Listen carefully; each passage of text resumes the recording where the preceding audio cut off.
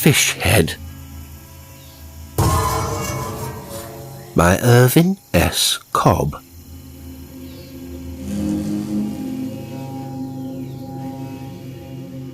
It goes past the powers of my pen to try to describe Reelfoot Lake for you, so that you, reading this, will get the picture of it in your mind, as I have it in mine. For Reelfoot Lake is like no other lake that I know anything about. It is an afterthought of creation. The rest of this continent was made and had dried in the sun for thousands of years, for millions of years for all I know, before Reelfoot came to be. It's the newest big thing in nature on this hemisphere, probably, for it was formed by the great earthquake of 1811, just a little more than 100 years ago. That earthquake of 1811 surely altered the face of the earth on the then far frontier of this country. It changed the course of rivers. It converted hills into what are now the sunk lands of 3 states, and it turned the solid ground to jelly and made it roll in waves like the sea. And in the midst of the retching of the land and the vomiting of the waters, it depressed to varying depths a section of the earth crust 60 miles long, taking it down, trees, hills, hollows and all, and a crack broke through the Mississippi River, so that for 3 days the river ran upstream, filling the whole. The result was the largest lake south of the Ohio, lying mostly in Tennessee, but extending up across what is now the Kentucky line, and taking its name from a fancied resemblance in its outline to the splay, reeled foot of a cornfield Negro. Reelfoot is, and has always been, a lake of mystery. In places it is bottomless.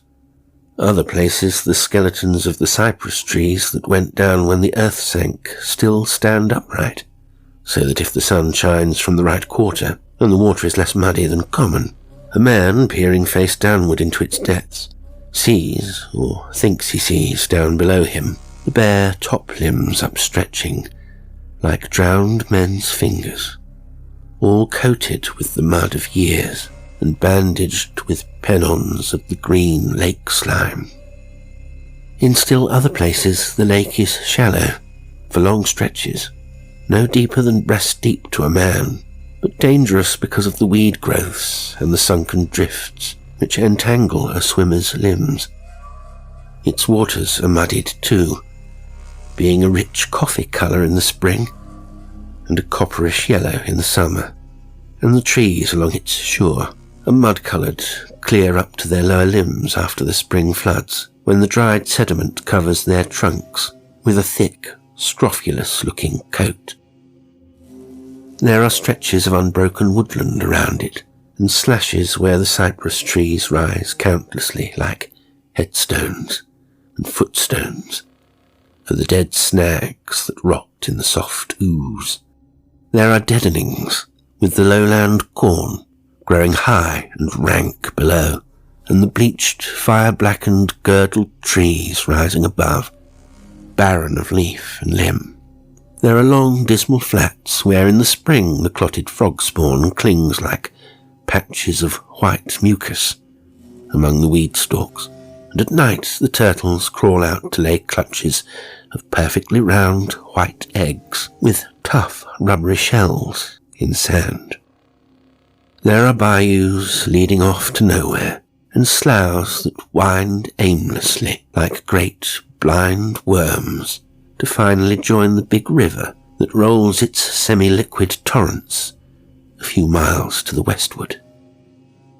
So Reelfoot lies there, flat in the bottoms, freezing lightly in the winter, streaming torridly in the summer, swollen in the spring, when the woods have turned a vivid green, and the buffalo gnats by the million and the billion fill the flooded hollows with their pestilential buzzing, and in the fall ringed about gloriously with all the colours which the first frost brings, gold of hickory, yellow russet of sycamore, red of dogwood and ash, and purple-black of sweet gum. But the Reelfoot country has its uses. It is the best game and fish country, natural or artificial, that is left in the south today.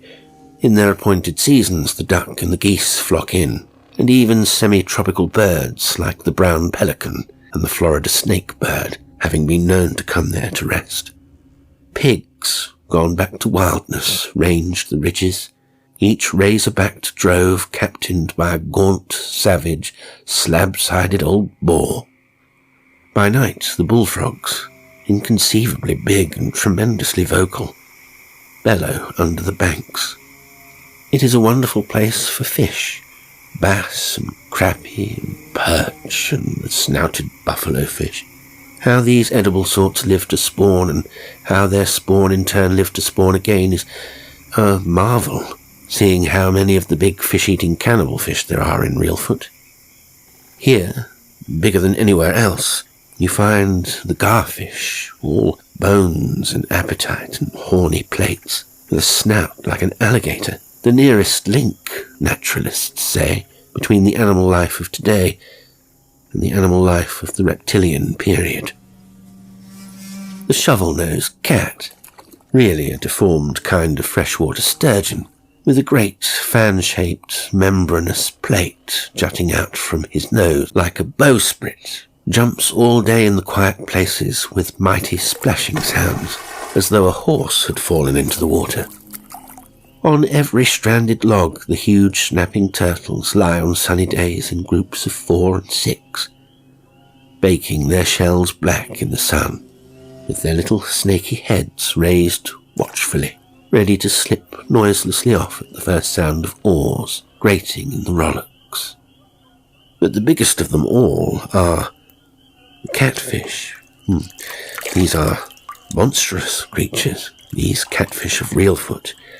Scaleless, slick things, with corpsey dead eyes, and poisonous fins like javelins, and long whiskers dangling from the sides of their cavernous heads. 6 and 7 feet long they grow to be, and to weigh 200 pounds or more, and they have mouths wide enough to take a man's foot or a man's fist, and strong enough to break any hook save the strongest, and greedy enough to eat anything, living or dead or putrid, that the horny jaws can master. Oh, but they are wicked things, and they tell wicked tales of them down there. They call them man-eaters, and compare them, in certain of their habits, to sharks.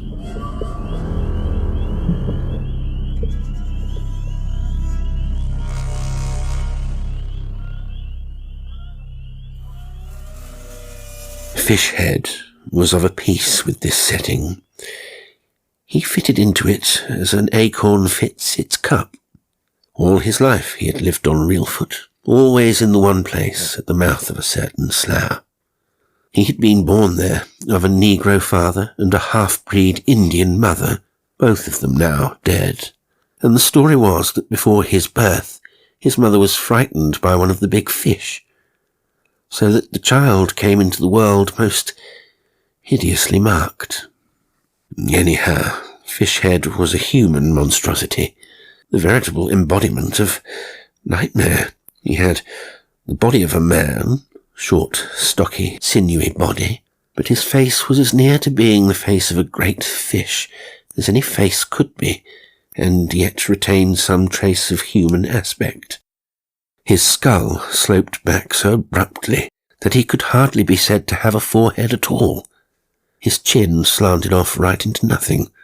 His eyes were small and round, with shallow, glazed, pale yellow pupils, and they were set wide apart in his head, and they were unwinking and staring, like a fish's eyes.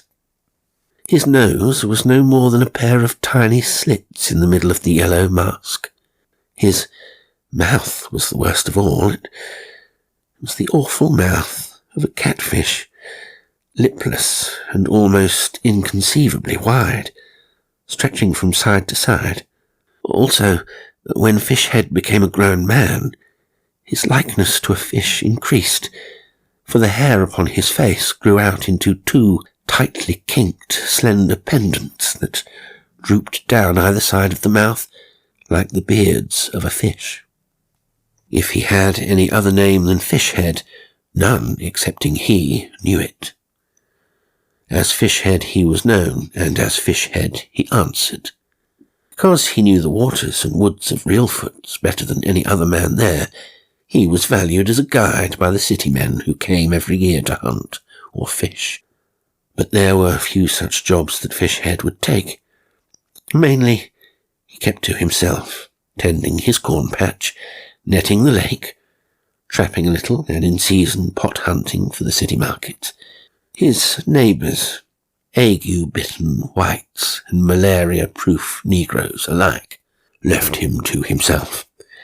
Indeed, for the most part, they had a superstitious fear of him, so he lived alone, with no kith nor kin, nor even a friend, shunning his kind, and shunned by them. His cabin stood just below the state line, where Mud Slough runs into the lake. It was a shack of logs, the only human habitation for 4 miles, up or down. Behind it the thick timber came shouldering right up to the edge of Fishhead's small truck patch, enclosing it in thick shade, except when the sun stood just overhead.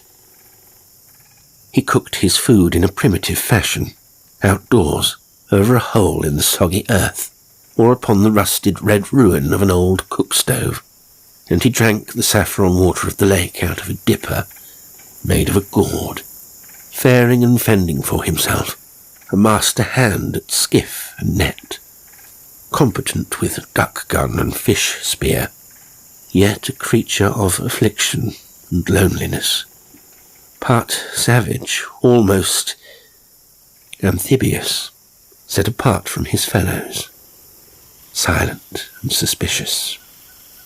In front of his cabin jutted out a long fallen cottonwood trunk, lying half in and half out of the water, its topside burnt by the sun and worn by the friction of Fishhead's bare feet until it showed countless patterns of tiny scrolled lines, its underside black and rotted and lapped at unceasingly by little waves like tiny licking tongues.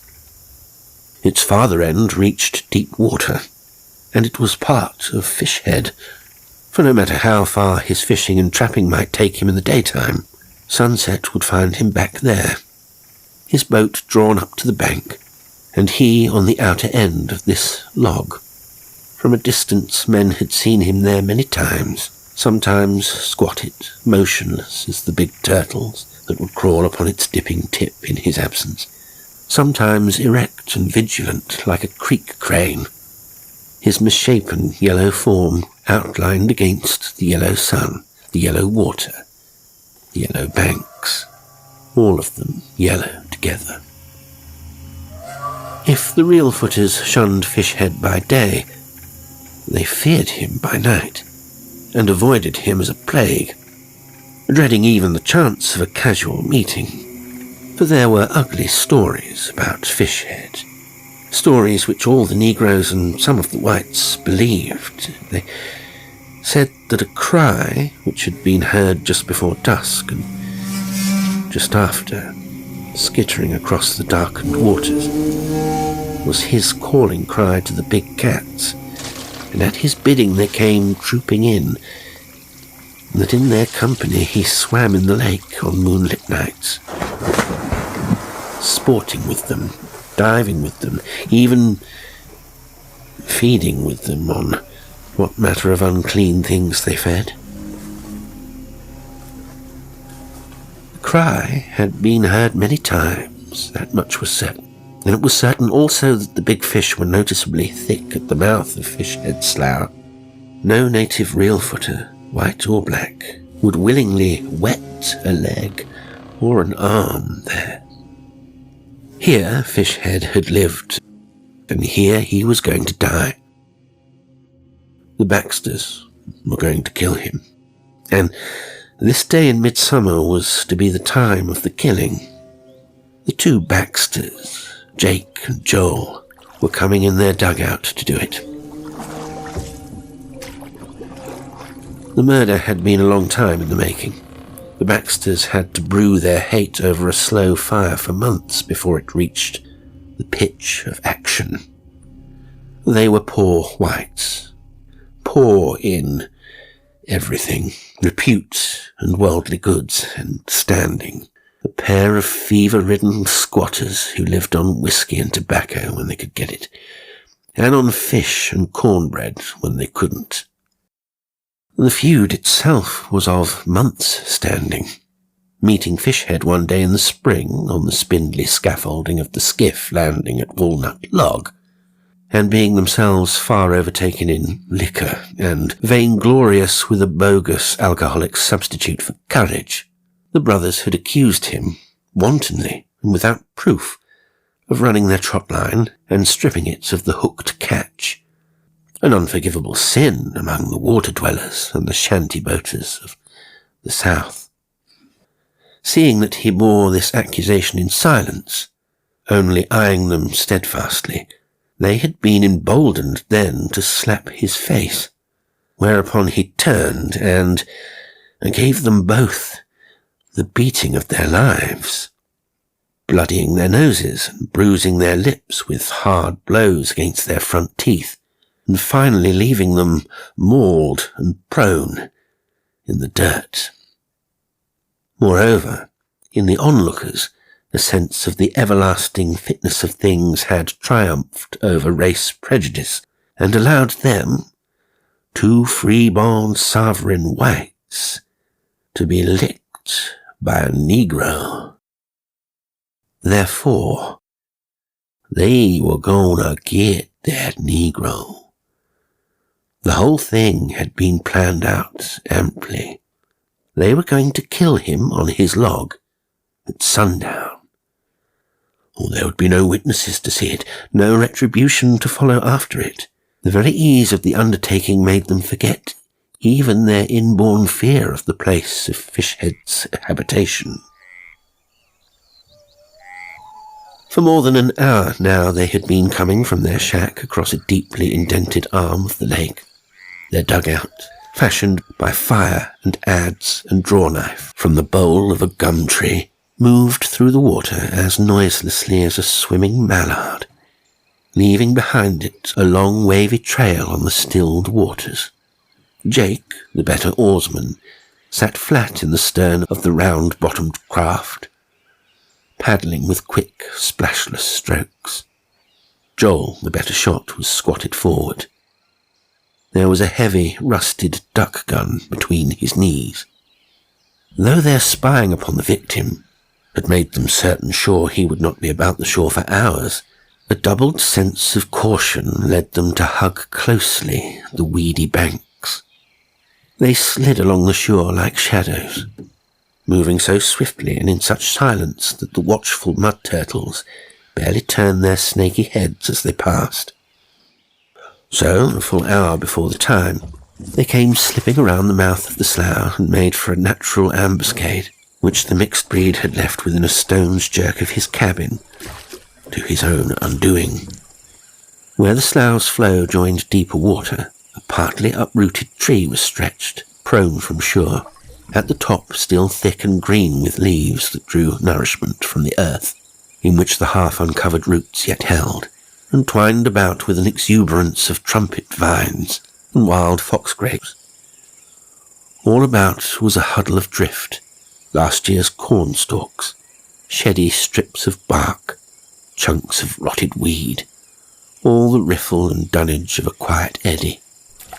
Straight into this green clump glided the dugout, and swung, broadside on, against the protecting trunk of the tree, hidden from the inner side by the intervening curtains of rank growth, just as the Baxters had intended it should be hidden, when days before, in their scouting, they marked this masked place of waiting, and included it then and there in the scope of their plans. There had been no hitch or mishap. No one had been abroad in the late afternoon to mark their movements, and in a little while Fishhead ought to be due. Jake's woodman's eye followed the downward swing of the sun speculatively. Shadows, thrown shoreward, lengthened and slithered on the small ripples. The small noises of the day died out. The small noises of the coming night began to multiply. The green-bodied flies went away, and big mosquitoes with speckled grey legs came to take the places of the flies. The sleepy lake sucked at the mud banks with small, mouthing sounds, as though it found the taste of the raw mud agreeable. A monster crawfish, big as a chicken lobster, crawled out on top of his dried mud chimney and perched himself there, an armoured sentinel on the watchtower. Bull-bats began to flitter back and forth above the tops of the trees. A pudgy muskrat, swimming with head up, was moved to sidle off briskly as he met a cottonmouth moccasin snake, so fat and swollen with summer poison that it looked almost like a legless lizard as it moved along the surface of the water in a series of slow, torpid S's.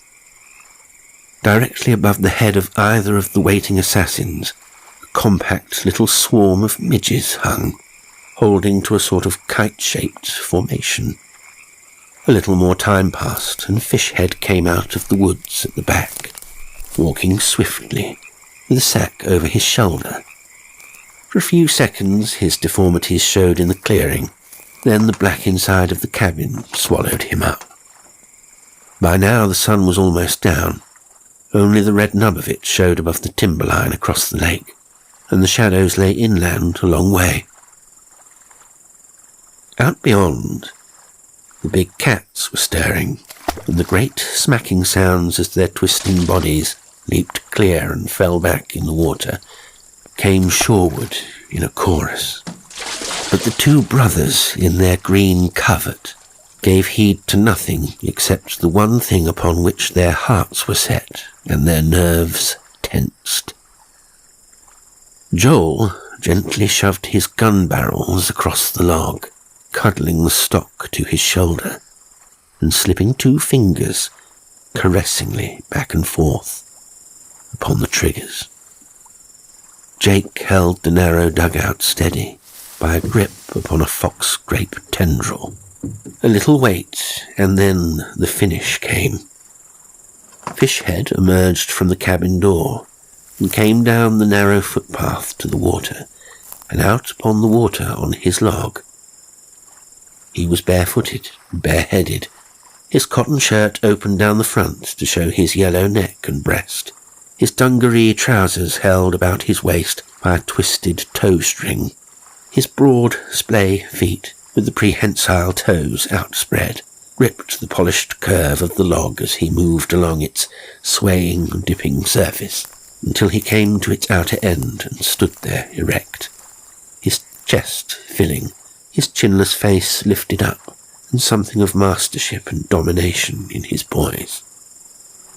And then his eye caught what another's eyes might have missed. The round twin ends of the gun barrels, the fixed gleams of Joel's eyes, aimed at him through the green tracery. In that swift passage of time, too swift almost to be measured by seconds, realization flashed all through him, and he threw his head still higher and opened wide his shapeless trap of a mouth, and out across the lake he sent skittering and rolling his cry.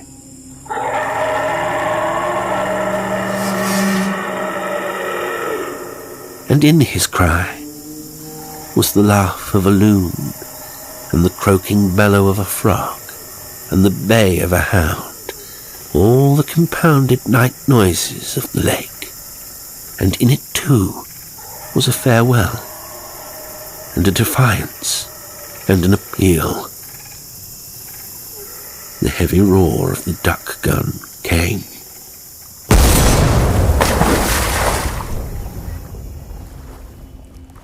At 20 yards, the double charge tore the throat out of him.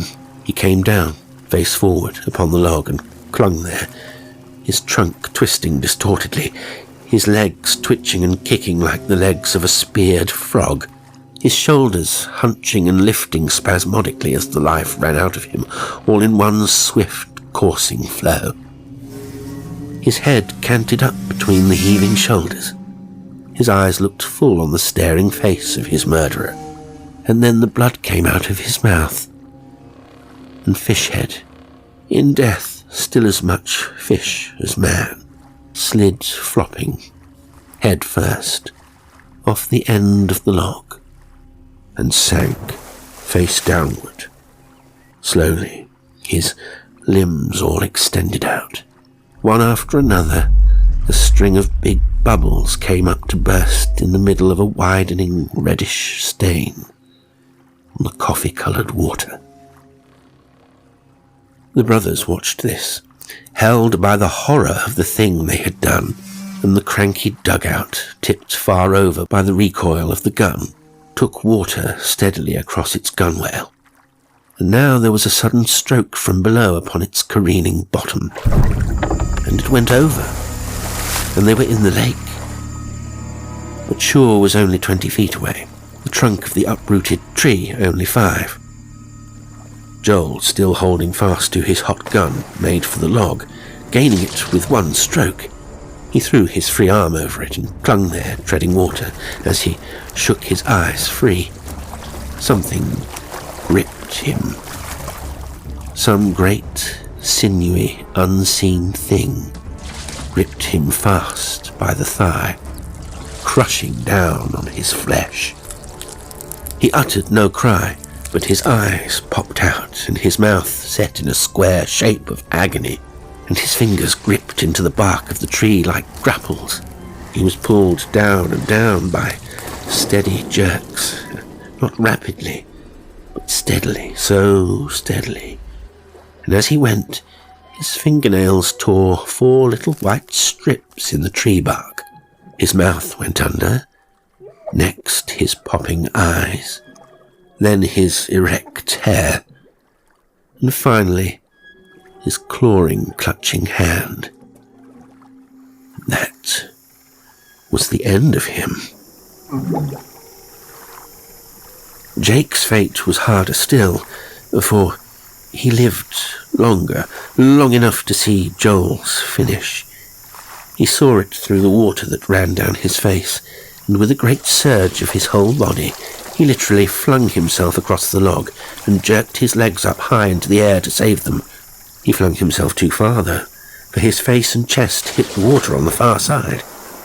And out of this water rose the head of a great fish, with the lake slime of years on its flat, black head, its whiskers bristling, its corpsey eyes slight, its horny jaws closed and clamped in the front of Jake's flannel shirt.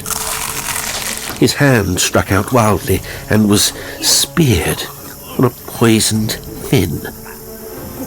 And unlike Joel, he went from sight with a great yell and a whirling and a churning of the water that made the cornstalks circle on the edges of a small whirlpool. But the whirlpool soon thinned away into widening rings of ripples, and the cornstalks quit circling and became still again, and only the multiplying night noises sounded about the mouth of the slough.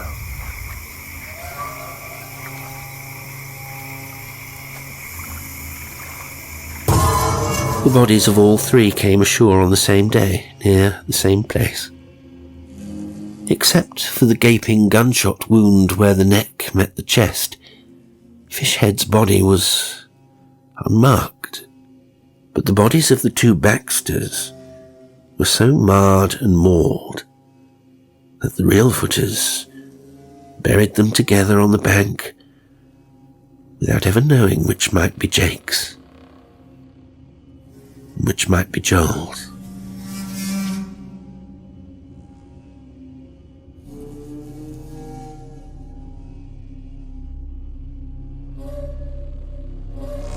Today's story was Fishhead by Irvin S. Cobb. It was read by Jasper L'Estrange. Well, I do hope you enjoyed it, and until next time, sweet dreams.